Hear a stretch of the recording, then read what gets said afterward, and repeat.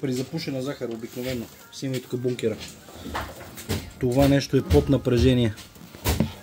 Бутаме назад бункера, повдига се нагоре.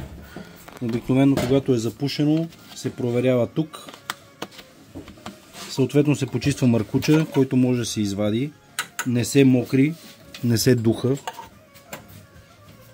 Дай снимай тук да покажем сега как се разглавя чопката на захарта. Ето този палец тук се дърпа настрани. Издърпва се това. Освобождава се пружинката и тази част се издърпва. Така, това всичко се измива, почиства, посушава. Включително от тук. Това.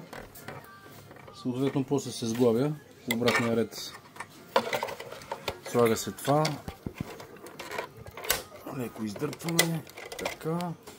Повдигаме нагоре. Тук в ушето влиза пружинката и приключваме. Така, сега как се слага пружинката,